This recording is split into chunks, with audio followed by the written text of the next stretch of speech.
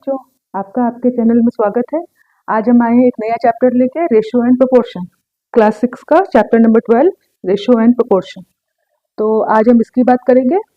तो हम प्रोपोर्शन के बारे में बाद में बात करेंगे, पहले हम रेशियो के बारे में बात करते हैं कि रेशियो क्या होता है।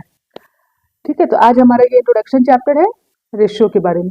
तो सबसे पहले हम ये जानते हैं कि रेशियो होता क्या है।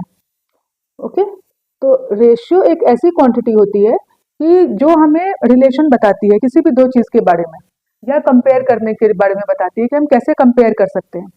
तो रेशियो बेसिकली जब भी हम कंपेयर करते हैं ना कि, तो रेशियो होता है कंपैरिजन बाय डिवीजन मेथड। जब हम डिवीजन मेथड से कंपेयर करते हैं किसी भी दो क्वांटिटीज को, तो that is called ratio. Okay, और इसे इसका सिंबल क्या होता है?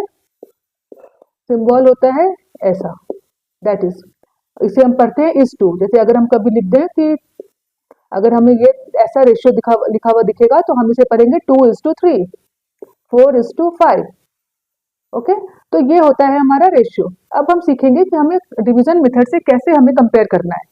तो उसके लिए हम कोई भी एक एग्जांपल ले लेते हैं। सपोज करिए कि एक क्लासरूम में नंबर ऑफ गर्ल्स हैं, नंबर ऑफ गर्ल्स हैं 40 और नंबर ऑफ बॉयज हैं 20। अब यहाँ तीन बातें हो सकती हैं। ओके, तो सबसे पहले हमें अगर निकालना है कि ratio of girls to boys, तो हमें एक ये निकालना है और एक दूसरा रेशियो हम निकालेंगे, ratio of boys to girls. तो अब हमने बोला कि डिवीजन मेथड से कंपेयर करना है, तो ratio of girls to boys मतलब गर्ल्स है 40, बॉयज है 20। तो हम सिंपली क्या कर देंगे, इन दोनों को डिवाइड कर देंगे। तो अब डिवाइड करेंगे एकदम सिंपलर फॉर्म में, अगर हमें इसे डिवाइड करना है तो क्या आ जाएगा, 2:1। ओके, अब बॉयज टू गर्ल्स है यानी कि 20/40, 1:2। सिंपलर में हम इसे डिवाइड करेंगे तो 22 × 40, 22 40, ये ऐसा। ठीक, अब यहाँ पर आपको क्या मिल रहा है, ये 2:1 मिल रहा है, यहाँ 1:2 मिल रहा है। तो ये दोनों डिफरेंट क्वांटिटीज है, आप इन्हें सेम नहीं मान सकते। 2:1 इज ऑलवेज डिफरेंट फ्रॉम 1:2। इसी तरह कोई भी रेशियो हो, चाहे 3:4 और 4:3, ये दोनों डिफरेंट है, ये दोनों क्वांटिटी सेम नहीं होते हैं। डन।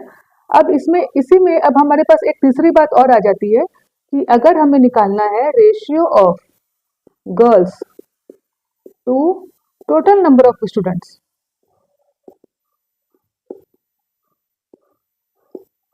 तो अब हमें नंबर ऑफ गर्ल्स तो हमें पता है 40, but total number of students क्या होंगे? तो टोटल पहले हम ये निकालना होगा। तो टोटल नंबर ऑफ स्टूडेंट्स हो जाएंगे, इन दोनों को हम ऐड कर देंगे, बॉयज और गर्ल्स दोनों मिला के टोटल नंबर ऑफ स्टूडेंट्स होंगे। तो क्या हो जाएगा, 40 + 20 = 60। तो अब हमें एक बात ये पता चल गई कि टोटल नंबर ऑफ स्टूडेंट्स हमारे पास है 60। तो अब हम बहुत इजीली निकाल सकते हैं ratio of girls to total number of students, यानी कि गर्ल्स कितनी है 40, तो बस वही सेम मैनर पे 40/60 यानी कि 2:3। डन। अब इसी तरह से अगर हमें फिर निकालना है कि ratio of boys to total number of students,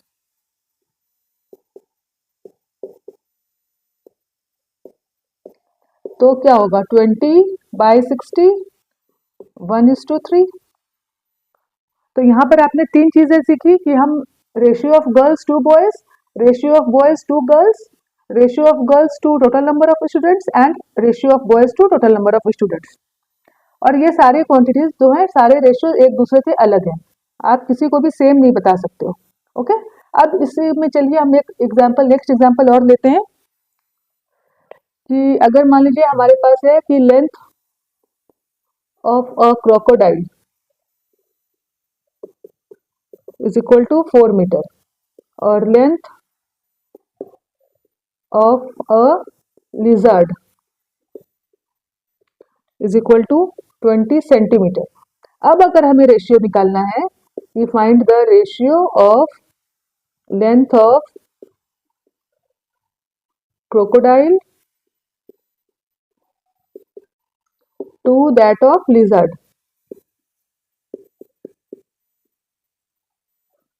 तो अब ये क्या होगा? अब जैसे कि अभी हमने पढ़ा कि डिवाइड करते हैं हम तो 4/20 करेंगे, बट यहाँ पर यूनिट डिफरेंट है। रेशियो हमेशा सेम यूनिट में ही होता है। ओके, हम डिफरेंट यूनिट्स को कभी भी डिवाइड नहीं कर सकते। तो इसके लिए हमें क्या करना होगा? पहले हमें इस मीटर को सेंटीमीटर में चेंज करना होगा। तो हम क्या कर सकते हैं इसको? 4 × 100 is equal to 400 centimetre. Okay, अब ये दोनों यूनिट हमारे सेम हो गए। तो अब हम ये निकाल सकते हैं length of crocodile to that of lizard, that is 400/20 is equal to 20:1। 20:1 ये हमारा रेशियो हुआ। तो यहाँ पर हमने क्या सीखा कि डिफरेंट क्वांटिटीज का रेशियो कभी नहीं निकल सकता है। हमें जब भी रेशियो निकालना है क्वांटिटी को सेम करना होगा, यूनिट को सेम करना होगा। डन। चलिए अब हम आगे बढ़ते हैं। अब हमारा नेक्स्ट टॉपिक आएगा इक्विवेलेंट रेशियो। अब इक्विवेलेंट रेशियो क्या होता है? तो अब जैसे मान लीजिए मैं आपके सपोज 2:3, 2:3, 24:16, 4:5। अब जैसे मान लीजिए सपोज मैंने ये दो रेशियो लिखे, तो आप बहुत इससे देख के आप बोल सकते हैं कि ये दोनों रेशियो सेम है। ओके, तो ये दोनों इक्विवेलेंट है, इक्विवेलेंट रेशियो।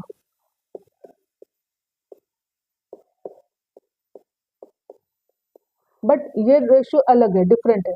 तो ये हमारे इक्विवेलेंट रेशियोज तो नहीं है।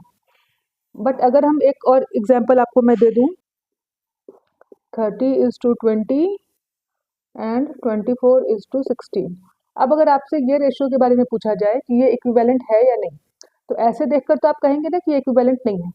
बट हमें इक्विवेलेंट रेशियो का पता कैसे लगता है? जब हम इन दोनों रेशियो को एकदम सिंपलेस्ट फॉर्म में डिवाइड कर लेते हैं। तो चलिए पहले हम डिवाइड कर लेते हैं दोनों को। तो ये क्या आएगा? 3/2, ये भी आ जाएगा 3/2। तो इसका रेशियो हो गया 3:2, इसका भी हो गया 3:2। अब देखिए ये दोनों सेम है। ओके, तो ये हमारा इक्विवेलेंट रेशियो है। This is our equivalent ratios. तो इक्विवेलेंट रेशियो क्या होता है कि जब किसी भी रेशियो को हम उसके सिंपलेस्ट फॉर्म में डिवाइड कर लें और तब अगर वो रेशियो इक्वल है तो that is called equivalent ratio. अब जैसे आपके एक्सरसाइज में एक क्वेश्चन आएगा, आपको एक एग्जांपल और ले लेते हैं इक्विवेलेंट रेशियो का, तो उससे आपको और क्लियर हो जाएगा ये कॉन्सेप्ट। कि मान लीजिए length of room is equal to 30 metre और breadth of room is equal to 20 metre. तो अब इसका रेशियो क्या हुआ? Length to breadth, ratio of length to breadth is equal to 30/20, that is 3:2। Okay, 3:2। अब नेक्स्ट एग्जांपल हम ले लेते हैं कि किसी पिकनिक स्पॉट पे नंबर ऑफ गर्ल्स हैं 24 और नंबर ऑफ बॉयज हैं 16। अब अगर हमें इसका रेशियो निकालना है कि ratio of girls to boys कितने क्या होगा, तो ये क्या हो जाएगा? 24/16, 3:2। तो this is the example of equivalent ratio. इस तरह के क्वेश्चंस आपको अपने एक्सरसाइज में करने हैं। ये इसको एकदम सिंपलेस्ट फॉर्म में हम करेंगे तो 3/2, ये भी 8 3 24, 8 2 16, 3:2। तो मतलब ये दोनों रेशियो हमारे इक्विवेलेंट है। ओके, अब देखिए एक और आता है। सपोज आपको एग्जाम एक्सरसाइज में एक टाइप का क्वेश्चन और आएगा कि find out the equivalent ratio. जैसे आपको दे देगा 14/21 is equal to -3 is equal to 6/। अब ये इक्वल का मतलब इक्विवेलेंट रेशियोज है। तो हमें ये दोनों बॉक्स को फिल करना है। हम कैसे करेंगे, कैसे फाइंड आउट करेंगे हम? अब जैसे पहले हम ये फर्स्ट बॉक्स को लेते हैं, तो हमें पता है कि ये एक इक्विवेलेंट रेशियो है। ओके, तो अब इक्विवेलेंट रेशियो है तो इसका मतलब पहले हम इसे एकदम सिंपलेस्ट फॉर्म में डिवाइड कर लें।